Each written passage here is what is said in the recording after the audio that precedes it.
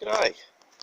Here's an idea. Here's a problem you may encounter occasionally. If you've got drums you need to store outside, and there'll always be a little bit of water accumulating in the corner of the drum and eventually rusting it out.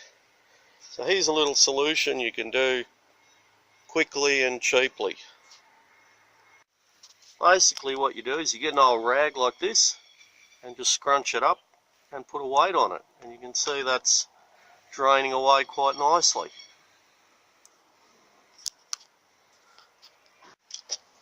You just put an old rag there and just put a little bit of weight there just so it doesn't,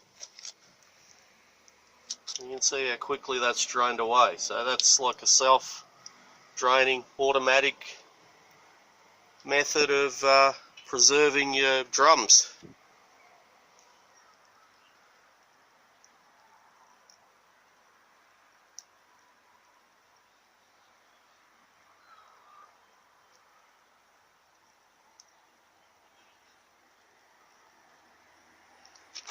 Thank you for watching.